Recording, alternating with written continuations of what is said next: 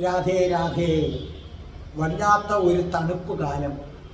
ആ തണുപ്പ് കാലത്ത് ഏതാണ്ട് 6 വയസ്സിനോടടുത്ത് പ്രായമുള്ള ഒരു കുട്ടി ഒരു കടയുടെ മുന്നിൽ അങ്ങനെ തണുത്ത് വിറച്ച് നിൽക്കുകയാണ്.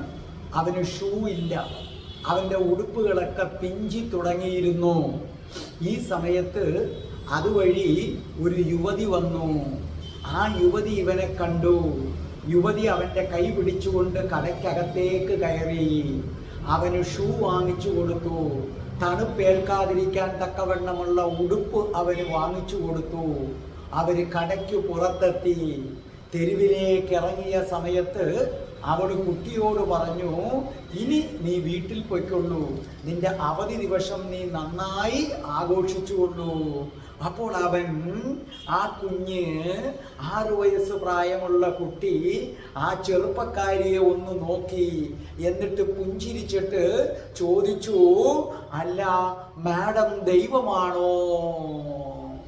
അപ്പോൾ ആ യുവതി ഒന്ന് ചിരിച്ചിട്ട് പറഞ്ഞു, അല്ല മോനെ, ഞാൻ ദൈവമല്ല, പക്ഷേ അവിടുത്തെ മക്കളിൽ ഒരാളാണ്.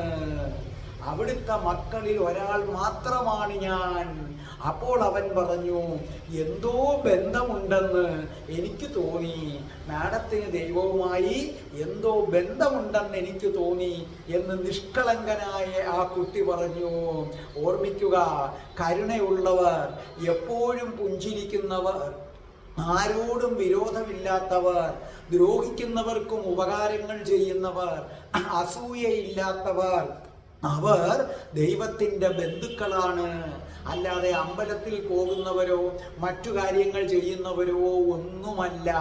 ഇവരാണ് ദൈവത്തിൻ്റെ ബന്ധുക്കൾ.